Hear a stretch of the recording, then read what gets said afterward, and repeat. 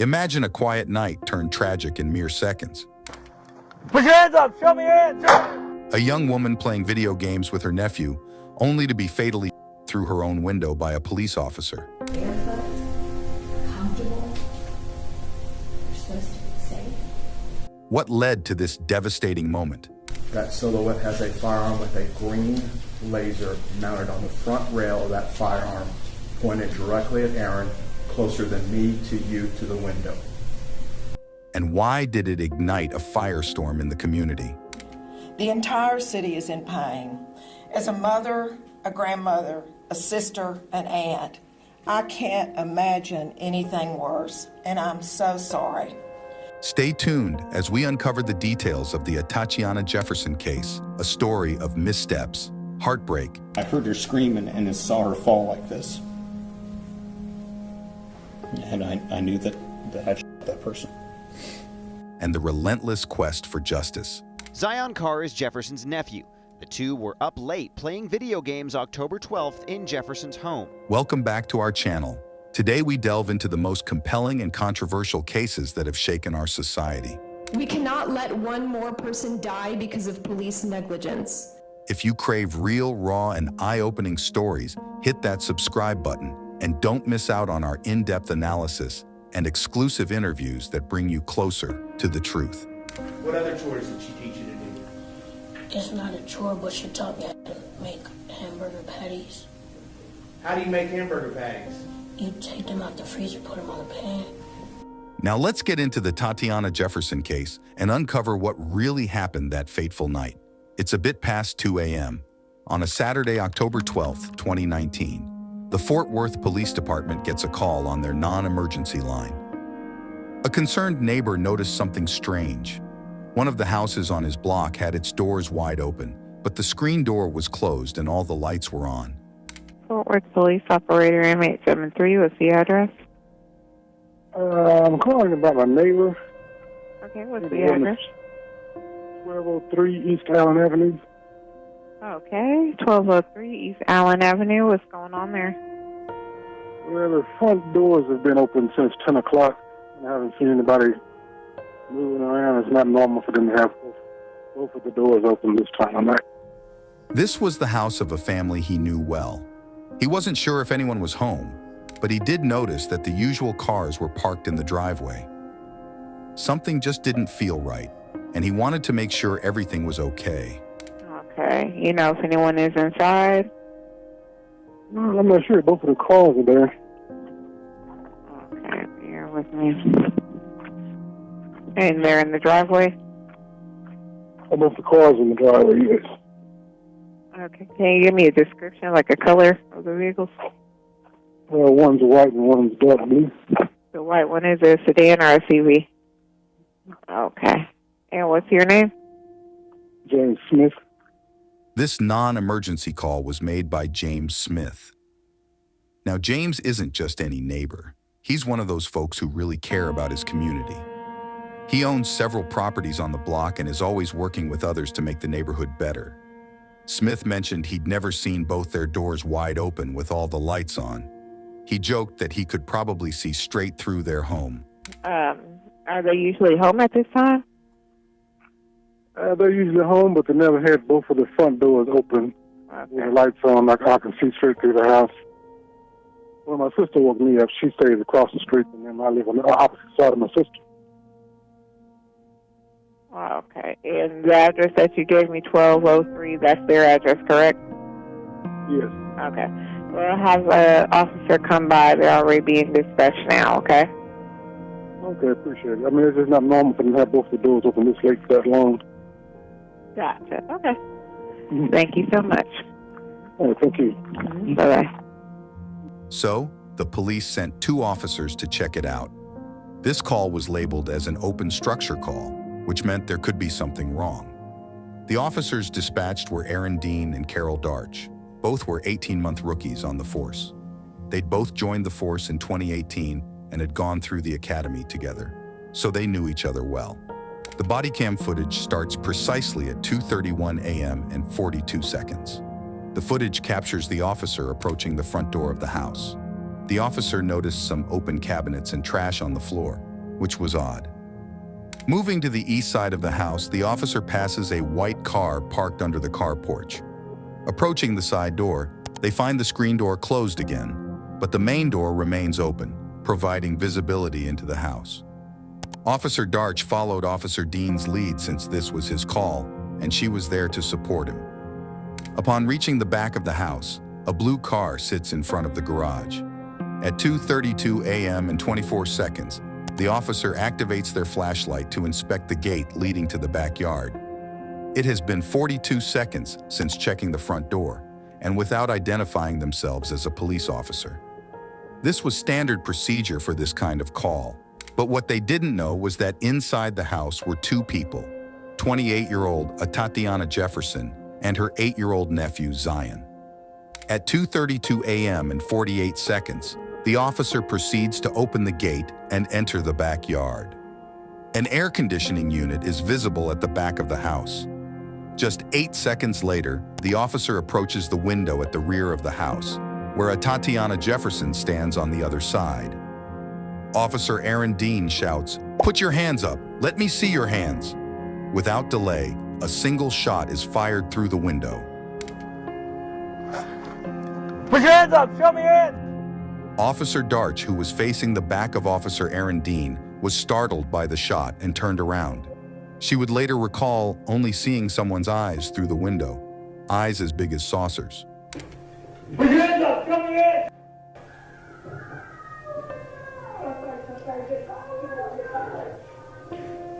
Both officers rushed to the front of the house and entered through the front door, announcing their presence as they moved through the house. They made their way to the back room, where they found Atatiana Jefferson lying on the floor, moaning in pain, with her nephew Zion crying beside her. A handgun was found on the floor near her. Tragically, Atatiana later died from the wound. About 2 hours after the shooting, Zion, Atatiana Jefferson's nephew, found himself at the police station. He was barefoot and still in his pajamas. There, he talked to a forensic psychologist.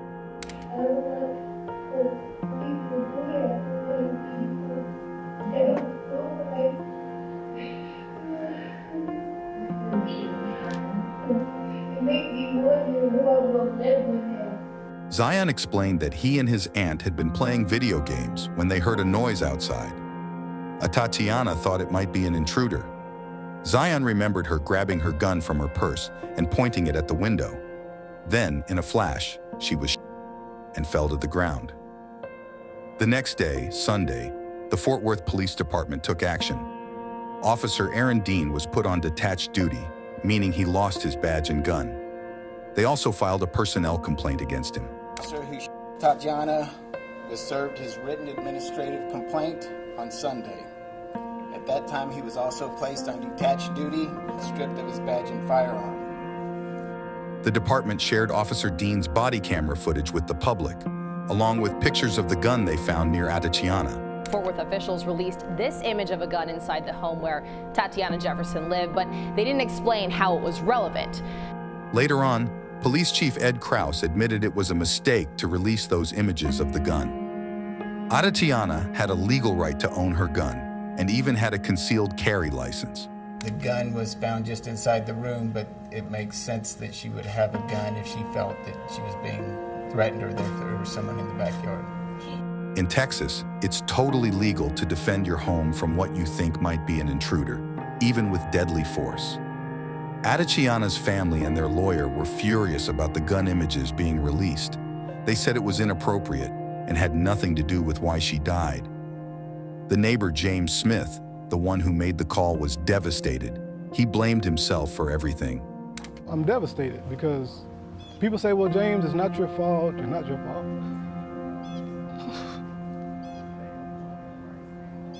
But I made a call. I made the call because I thought that they were going to do what I called them to do, check on my neighbor. And they didn't do that. Chief Krause apologized in public. It was a bad thing to do. I think it was to show that there was a weapon involved. However, we're homeowners in the state of Texas. I can't imagine Most of us, if we thought we had somebody outside our house, they shouldn't be, and we had access to a firearm, that we wouldn't act very similarly to how she acted. Mayor Betsy Price told everyone that there was no doubt that Atatiana was a victim. I wanted to say a few things to my city. We are all heartbroken today. Atatiana was a beautiful, smart, amazing young woman, by all accounts, who was unjustly taken from her family.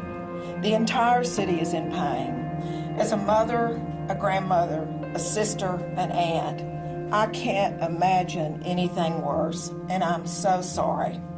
On behalf of the entire city of Fort Worth, I'm sorry. Speaking directly to the neighbor James Smith, who made the call, the mayor said, To Mr. James Smith, I know you're hurting today as well. You called police, as we ask good neighbors to do. You were being that wonderful neighbor, the one that we all want next door to us, the type of person who does what's right in Fort Worth. Atatiana's death has left you totally shaken, and your sense of security and trust in law enforcement jeopardized. And I'm sorry. To Atatiana's nephew, who witnessed the unspeakable loss, sorry doesn't cut it. The mayor said again that Atatiana was well within her rights to have a gun in her home.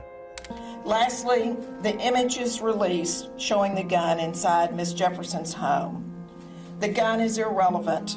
She was in her own home, caring for an 8-year-old nephew. Atatiana was a victim. She was taken from her family in circumstances that are truly unthinkable. On October 14, 2019, just 2 days after the shooting, Officer Dean resigned from the Fort Worth Police Department. My intent was to meet with him today to terminate his employment with the Fort Worth Police Department. However, the officer tendered his resignation this morning before we met. Chief Krause mentioned that Officer Dean was going to be fired because of the incident anyway.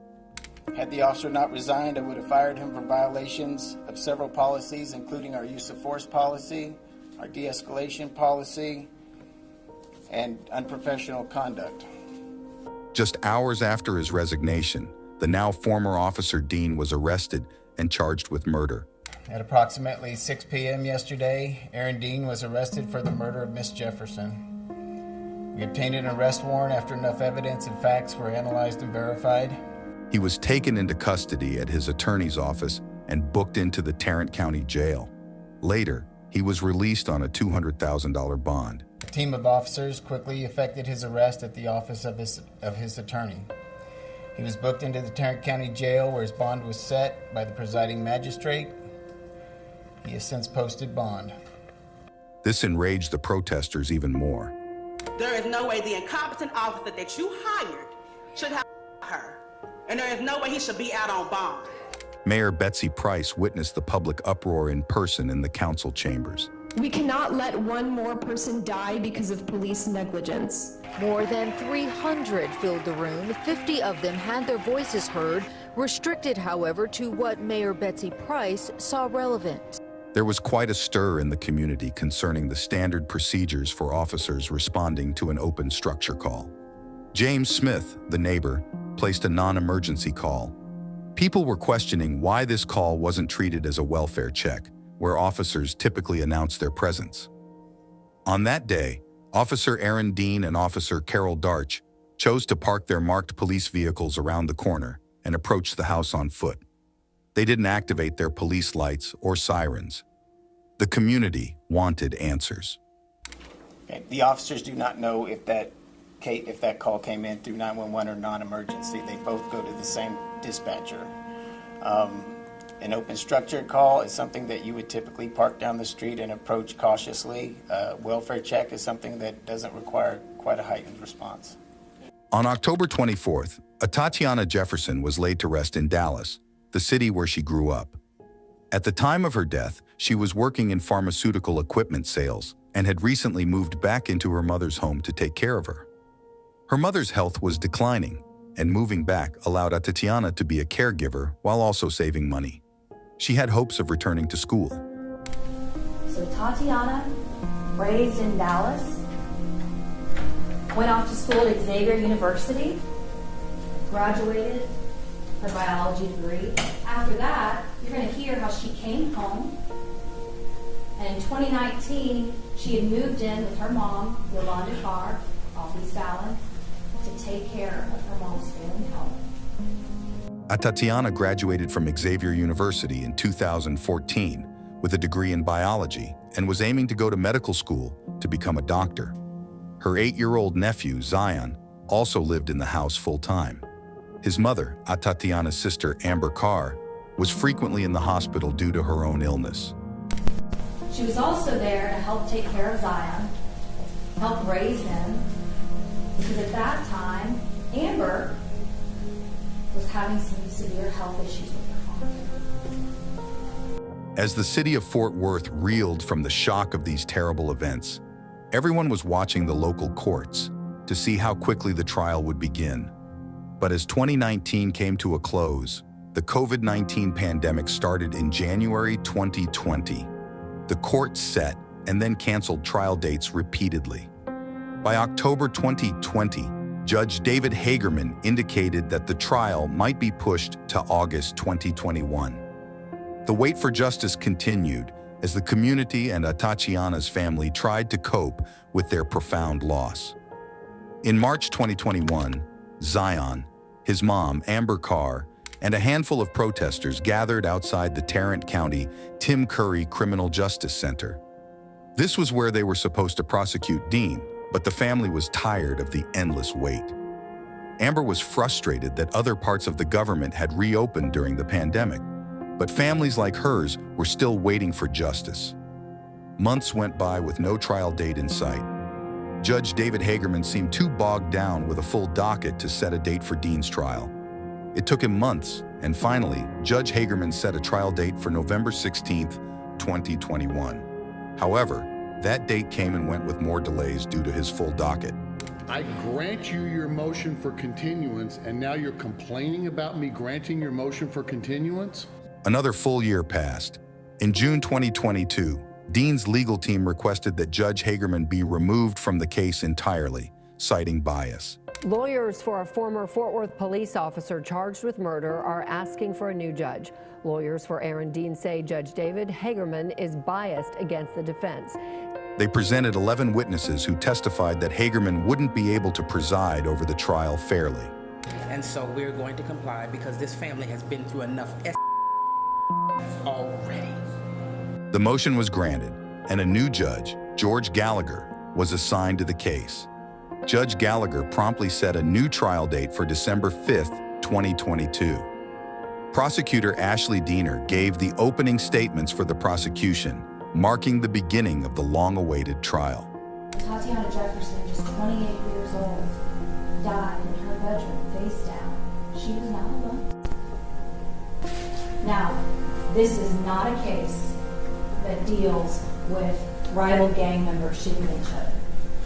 This is not a case about a drug deal gone bad or a robbery. This is a case about a Fort Worth police officer, a stranger to Atatiana, who through the back of her bedroom window in the middle of the night. And she was in her home and should have been safe. Prosecutor opening statement Diener told the jury about what a caring person Atatiana was. She was a devoted daughter and a loving aunt. On the day before her death, October 11, 2019, neighbors saw her outside teaching her nephew Zion how to use a lawnmower. And you guys are going to hear on October the 11th, just a regular day, that Atatiana had taken Zion outside. He's 8 years old at this time. Let me tell you, Zion's very rambunctious and energetic, as many 8-year-olds are, right? And you're going to hear from witnesses that will describe neighbors across the street that saw Atatiana and Zion outside, her trying to teach him how to mow the lawn. So this neighbor sees Zion running across the lawn, pushing a lawnmower, trying to learn how to veg. That evening, they had cooked hamburgers together, though not all of them turned out perfectly. Some of the burgers had burned, but it didn't matter. After that, on October the 11th, They went inside, and they had dinner that night. They burned the hamburgers they were making in the kitchen. They were enjoying their time together, just a regular night in, filled with love and laughter. So there was smoke. So both the front and the side door of this house, they opened to let that smoke go out. Both of these doors also have storm doors. Kind of like those storm doors that they'll have, it's either screen or glass. That was kept shut, but the main door, the front and the side, were open to let that smoke go out. On the night of the incident, it was just Atatiana and Zion at home. Atatiana's mother was in the hospital, so it was just the two of them.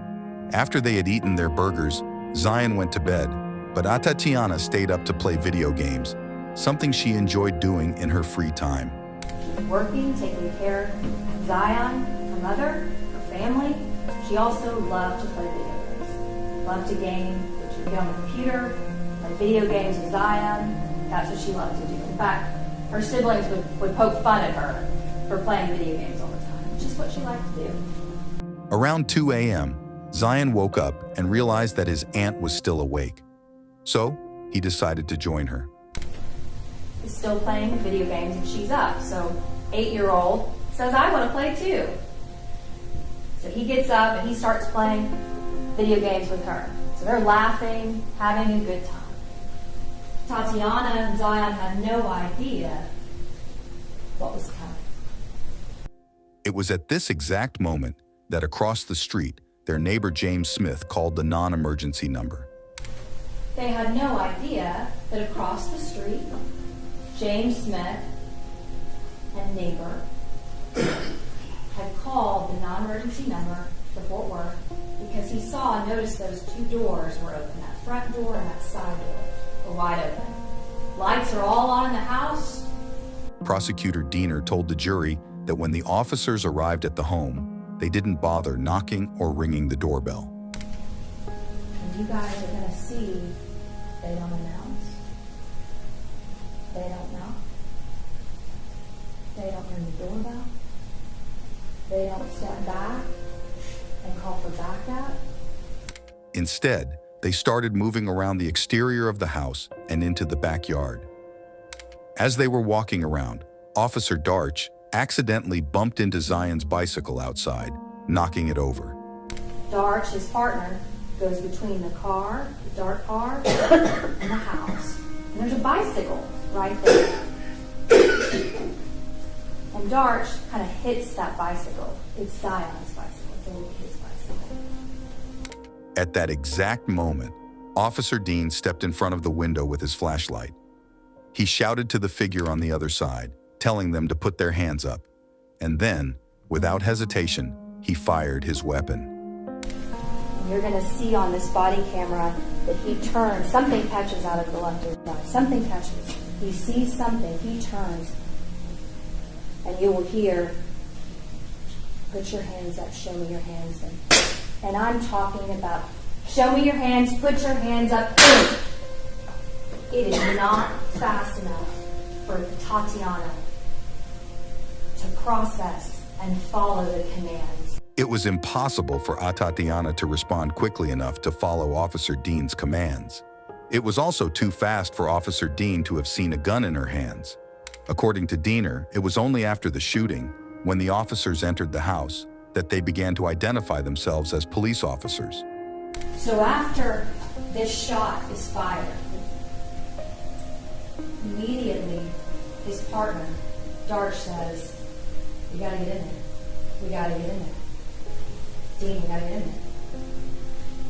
So at that point, they go in the backyard, out the gate, around the cars, side of the house, back to the front, through the carport, in the front, in through the front door, start rolling through the house, straight inside, and you'll hear Darch say, put your hands up, Fort Worth Police, starts to finally announce. When Dean entered the room, he didn't offer any first aid to Atatiana, but instead started looking around. It was then that he found the gun on the floor with its laser sight on. So after they get inside and he is looking around. He starts playing with her gun, trying to figure out how to turn off the light of the laser, trying to figure out how to disarm it. Sets it down, still not providing any kind of CPR or life-saving measures to her. Only after the medics arrived on the scene, he then placed a blanket on Atatiana's wound in an attempt to help her. But tragically, it was too late. And it's not until you hear at the very front, because they called for medical help and other backup, when he hears those first few officers show up at that front door, because they announced Fort Worth Police, you're going to hear him say, "We're back here." And it's at that point he grabs a blanket and finally puts it on her chest. But it's too late. Dean's attorney, Miles Brissett, argued that Dean approached that night as just another day on the job until he saw Atatiana's silhouette in the window, holding a gun with a bright green laser on it. He claimed that Dean acted in self-defense because of this perceived threat. Here's what they're told when they're going to the call, both on the radio, for the ear, and for them to read. Complainant advised, front doors to addresses open. Both the neighbors' vehicles are in driveway. White sedan and dark colored sedan. Neighbors are usually home and never has door open. The word welfare is never said. They're given a signal 56. It's not a welfare check to Dean and Darch. The doors are open. That's what they have as the data elements when they arrive on scene. Dean and his partner, Darch, were instructed to respond as if to a silent alarm, meaning they were not supposed to park in front of the house and were to inspect the structure for forced entry quietly. You don't park in front for officer safety. So they park down the street on Mississippi, short distance away, and walk up. Silent alarm says you don't reveal your position. You check to make sure if there's any forced entry on the structure. Brissett highlighted the state of the home, suggesting it looked ransacked, indicating a possible burglary in progress.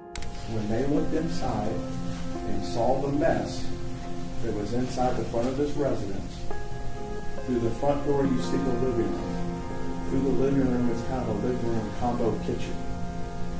Upper cabinets in the kitchen are out, open, stuff strewn all over the floor. The living room looks like it's been ransacked. When Dean saw the silhouette holding a weapon, Brissett claimed, he gave a command and fired his weapon in what he believed was self-defense. And as soon as he and his partner go in the backyard, they're immediately presented with a situation that they have to deal with. As soon as Aaron enters the backyard, he sees a silhouette in the window. Aaron sees that silhouette in the window, and that silhouette has a firearm. That silhouette has a firearm with a green laser mounted on the front rail of that firearm, pointed directly at Aaron, closer than me to you to the window. Aaron has an air conditioning unit to his right, a gate and obstruction of a fence to his left, and his partner is butt cheek to butt cheek behind him. He has no place to go. He takes a half a step back, gives the commands, as part of training, draws his weapon for the first and only time right then, and fires one shot. Brissett explained that by the time the officers made their way inside, Atatiana's wounds were already fatal. He pointed out that during Zion's initial interview with the police, he had stated that he knew it was the male officer who fired the shot, not the female officer. Zion had also mentioned seeing the police badge through the window. According to Zion, his aunt had raised her gun to the window before being. And there's some key takeaways I think you're going to hear from him. One, he recognizes the Fort Worth badge. And when Lindsay's talking to him, he knows it's the male that shot, not the female. So we start to talk about and see what we're seeing from the inside, from the eyes of an 8-year-old. And he'll tell you, he acted it out for Lindsay, hopefully he'll tell you here, that his aunt raised the gun up and didn't do what the officer told her to do. Brissett described the events as a tragic accident, highlighting the confusion and split-second decisions made in a tense and uncertain situation. everybody in Texas, everybody in the United States has a right to defend themselves in their home. This is a tragic accident. That gun was placed in the line of a police officer. A green laser was placed on the officer. That officer considered that to be deadly force against him and reacted accordingly. Tragically, Ms. Jefferson lost her life. Brissett urged the jury to consider whether Dean's actions were reasonable based on all the information he knew at the time. At just 11 years old, Zion took the stand during Aaron Dean's trial. Do you have a favorite subject in school? Math. Why do you like math so much? Because I like doing multiplication and division. He shared his dreams of becoming an NBA player when he grew up. What do you want to be when you grow up? An NBA player. Do you have a backup plan in case you're not an NBA player? A scientist. Zion described living with his Aunt Tay and his granny because his mom was unwell, and he enjoyed the care and fun they provided. Did you like living with your grandmother and your auntie? Yes, sir. What did you like about it? I like how my auntie always played games and my granny take care of me. He fondly recalled how Atatiana taught him everyday skills like mowing the lawn and cooking, including a heartwarming moment in court when he explained how to make hamburgers. What other chores did she teach you to do? It's not a chore, but she taught me how to make hamburger patties. How do you make hamburger patties? You take them out the freezer, put them on a pan, or put them in an oven, or get a pan and put them on there and put it on the stove and just let it sit and then flip it. Zion recounted the night of the shooting, how they tried to fan out smoke from burnt burgers and returned to playing video games. So, before you were in the bedroom with her, with Aunt Tay, what were you doing? What were y'all doing together? Playing video games. Before then even, did y'all cook hamburgers that night? Yes, sir. Who cooked the hamburgers? Me. All right. Did you cook them just like you told us earlier? Yes, sir. But I burnt them. You burned them? How'd you know you burned them?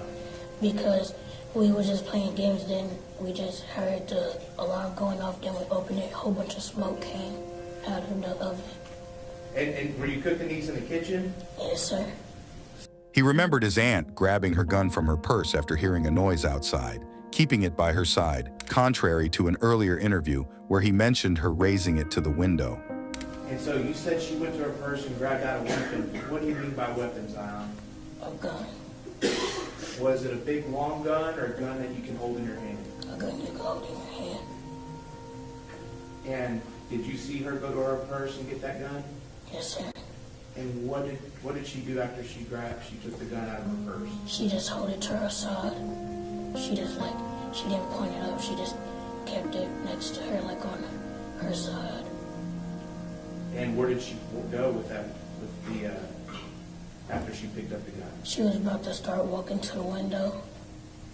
Okay. When pressed about this discrepancy, Zion struggled to recall specific details. Did you see, whenever your Aunt Tay walked towards the window with the gun, did you see her kind of pull the gun up just a little bit away from her side? Yes, sir. Now, when we talked before, you said that she did kind of pull the gun up a little bit. You remember that? Yes, sir. It's okay if you remember it. I mean, I just want you to remember it exactly the way you do. Do you remember if she had the gun up or down? Down. During questioning, Zion admitted he didn't see a badge when he looked out the window, only his aunt moving and then falling. Did you see anything outside the window? No, sir. You didn't see a man with a badge? No, sir. Did you hear anything before she fell to the ground? No, sir. What happened after she fell to the ground? She started crying, and then after that, 2 police officers came and got me. Did you know what had happened at that point? No, sir. Did you know if your Aunt Tay was hurt? Yes, sir. What were you thinking? I was thinking, is it a dream? He was cross-questioned over inconsistencies in his memory. When you met with these 2 folks over here a couple of weeks ago, You told them something different about how your aunt was holding that gun, didn't you? No, sir. You told it exactly like the same way you told it here today? Yes, sir. The jury watched Zion's full video interview with detectives. I don't want people to have to other people. They don't feel right. It makes me wonder who I'm going to live with him. It was in this video Zion shows how his aunt pointed a gun at the officer. Next up was Officer Darch, who took the stand. What did you do as far as job-wise before you were a Fort Worth police officer? I was a waitress. Okay. After graduating from the academy, she aimed to work on the east side of Fort Worth. What made you want to be a Fort Worth police officer? I just have a knack for helping people. And did you have a particular area that you wanted to work in the area of Fort Worth? East side. On October 12, 2019, when she heard the dispatch for assistance needed for an open structure. Learning that Officer Dean was already en route, she decided to take the assist spot. Officer Darch was just a mile or two away from the house and responded quickly. So when you are driving out to 1203 East Allen and hearing that it's an open structure, what thoughts are in your mind, if any? I honestly can't tell you what I was thinking that day. Other open structures, you go to burglary, thinking what you're going to encounter on the call. When Officer Darch arrived at the address, she recalled finding it peculiar that both doors were wide open at such a late hour. They then peered through to see inside the house. And so you look inside, what do you see? The cabinets are standing wide open. There's like things just thrown about. It looked like the house had been burglarized from the living room, kitchen area. Recalling the events, Officer Darch mentioned that as they checked the perimeter of the home, they refrained from announcing themselves in case a burglar was still inside. They also avoided parking directly outside the house for the same reason. As they cleared the backyard back to back, Officer Darch was facing away from the house when she heard the shot ring out behind her. So, get over there to the backyard, you said you heard a shot and you turned all the way around. And then I heard him give commands. I started turning, was halfway through my turning. That's when I heard the shot. Do you remember exactly what words he used in his commands? No, ma'am. She described how she helped Zion once they entered the home. As soon as I came through the door, I heard the baby, and that became my sole focus.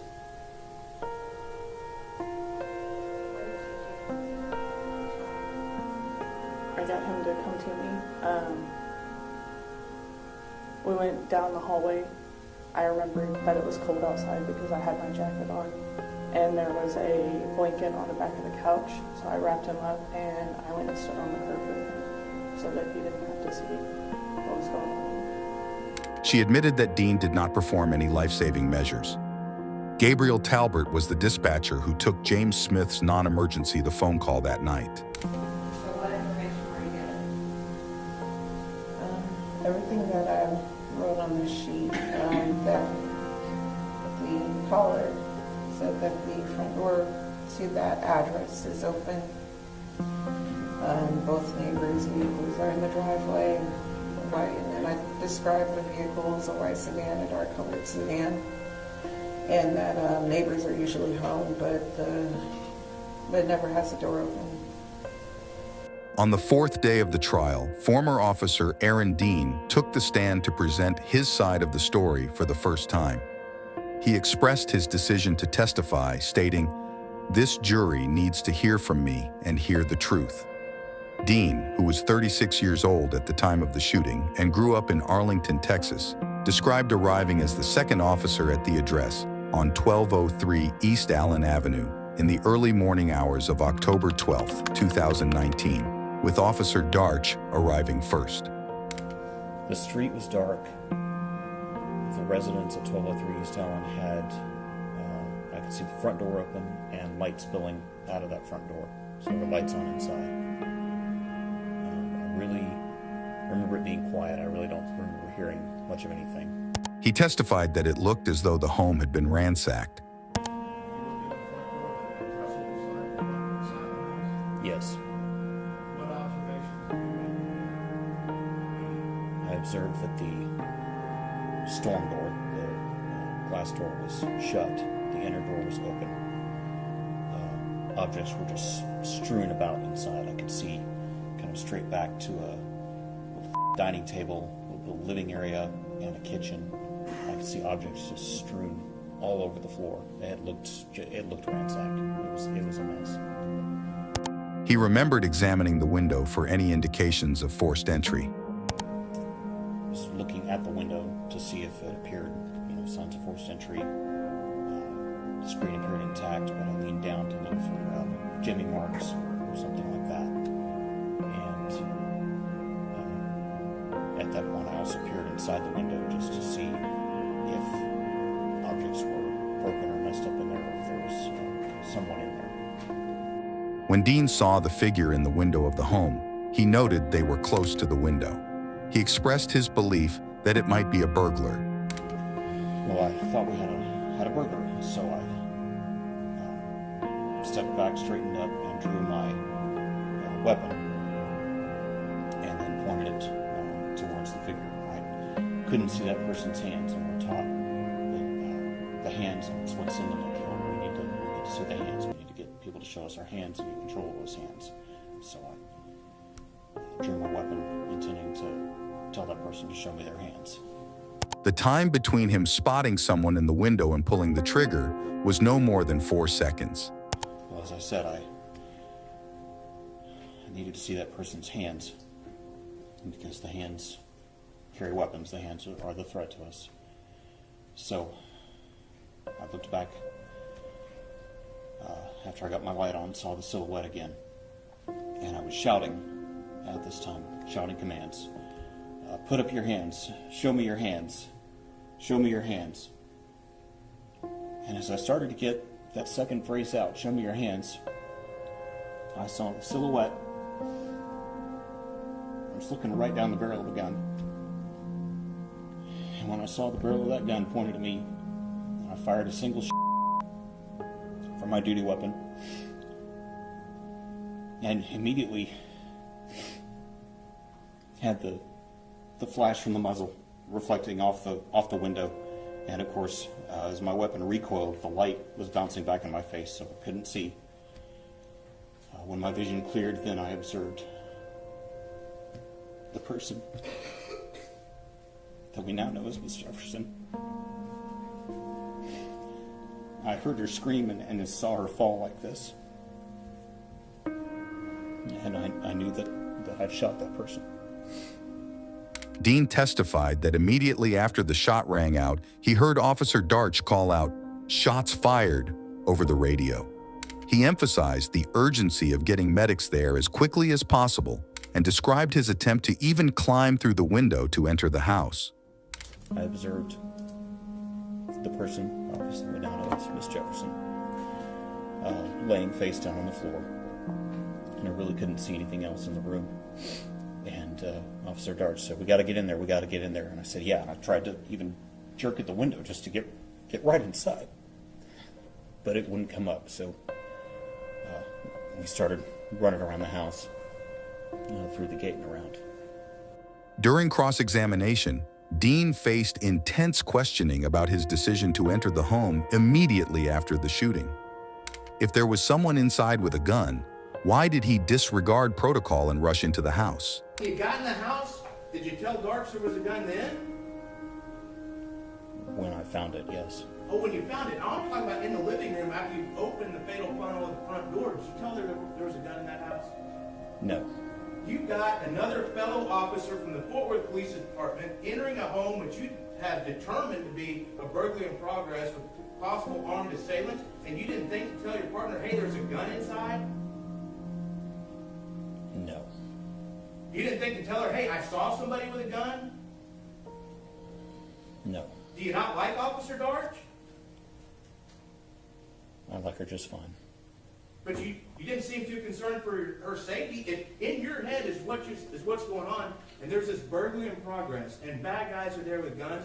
You let your partner walk into that house without giving her any heads up whatsoever that the bad guy might have a gun. Is that really what you did? We were talking on the radio and yelling commands. Did you tell her there was a gun? I did not. Is that good police work? No. The prosecutor highlighted that despite this, Officer Darch was tasked with clearing rooms alone, while Dean made his way to the back room. Clearing a room alone goes strictly against protocol. And we got to that back bedroom. As we moved through the house, all of the rooms, they were all a mess. Everything was a mess in that house, just objects everywhere, objects all over the floor, all over the furniture. It looked trashed. It looked like somebody had just gone through everything. And I get to that back bedroom, and off to my right, I see a kid. Of course, we know it's Zion. And I'm thinking, who brings a kid to a burglary? What is going on? Dean emphasized that his first priority was to secure the gun and move it away from Atatiana. He explained that he couldn't immediately provide aid because he had misplaced his trauma kit several days prior. The defense team also called upon a use of force expert, Dr. Jay Coons. Dr. Coons affirmed that Dean and Dar displayed good police work, stating that both officers acted appropriately based on their belief at the time that it was a burglary call. They're looking in, they don't see anybody, so they go ahead and cross the threshold. So the way in which they did it, given the nature of the call, given the information that they picked up at that point, it was perfectly fine. There's nothing good about this. But his actions as a police officer were reasonable in what he was doing. While Dr. Coons termed the shooting a tragic event, he asserted that Dean's actions as an officer that night were reasonable. However, he noted that backup would have been necessary in a burglary situation, suggesting that Dean should have called for backup if he believed it was a genuine break-in. In a rebuttal, the prosecution called forensic analyst Jonathan Priest to the stand. Priest testified that Dean and Officer Dar should have remained at the front door of the home instead of checking the surrounding areas. There are a number of mistakes that were made in this particular case that the officers certainly could have followed better practices in how they would approach the scene. From a tactical aspect, there were difficulties in how the shooting actually occurred. They moved to a backyard where now we're dealing with a warrantless entry issue. They're going through a closed gate to get into a secure backyard with no exigent circumstances that I saw. So from a tactical standpoint, at this point, they're not only going into a blind area through a closed wooden fenced yard, they're also violating their policy, their procedures, and it made zero tactical sense. He remarked that while the officers' approach wasn't terrible, it could have been improved, emphasizing the need for them to call for backup. During her closing arguments, Prosecutor Diener urged the jury to hold Dean accountable for his actions. She asserted that he responded too hastily and made a grave mistake that resulted in the loss of an innocent woman's life. The defense attorney countered that Aaron Dean undoubtedly witnessed Atatiana pointing her gun at him and had no alternative but to fire his weapon in self-defense, not only for himself, but also for his partner. Gill acknowledged Atatiana's right to defend herself in her own home, but contended that it did not extend to resisting police officers. In the end, it was argued that Atatiana's wounds were too severe for any life-saving measures Dean might have attempted to be successful. The jury deliberated for over 13 hours before reaching their verdict: guilty of manslaughter, but not the original charge of murder. Verdict reads, we the jury find the defendant Aaron York Dean guilty of the offense of manslaughter. Under the manslaughter conviction, Dean faced up to 20 years in prison. Prosecutors wanted the maximum sentence, while the defense pushed for probation. This marked the first time an on-duty officer was convicted of manslaughter in Tarrant County. Aaron Dean was sentenced to 11 years, 10 months, and 12 days in prison. While the specific sentencing time struck many involved in the case as significant. The prosecution team saw it as a message. We, the jury, having found the defendant Aaron York Dean guilty beyond a reasonable doubt of the offense of manslaughter, assesses punishment and confinement in the Texas Department of Criminal Justice for 11 years, 10 months, 12 days. 11 years, that's the same age as Zion. 10 months, 12 days, that's the day that it happened. It's a message we're not going to forget Atatiana. Despite the guilty verdict, Aaron Dean's defense team insists on a new trial. 1 year after a jury convicted former Fort Worth police officer Aaron Dean of manslaughter, his attorneys won his conviction overturned. They filed a motion to investigate the jury after discovering social media posts, allegedly from a juror seeking opinions and information online during the trial. They say there's just no way a Tarrant County jury could be impartial because the mayor, police chief, and other elected officials had already publicly expressed strong opinions about the case. Judge Gallagher approved the motion, and Dean's team obtained copies of the jurors' contact information for their investigation. On 15th of May 2024, the Texas Court of Criminal Appeals rejected the appeal to review the manslaughter conviction of Aaron Dean. Dean will be eligible for parole on November 18, 2028, the date on which he will have served half of the term. As we reflect on the tragic events surrounding the death of Atatiana Jefferson, we're left with haunting questions about accountability, justice, and the protocols that govern those sworn to protect us.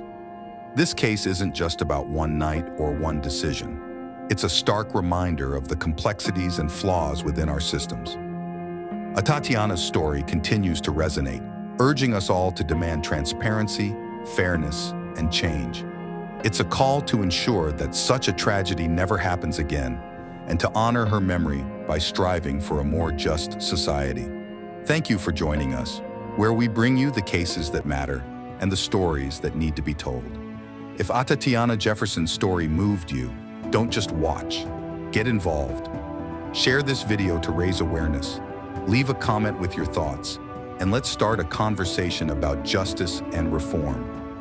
Remember to subscribe to our channel and hit the bell so you never miss our deep dives into the stories that shape our world.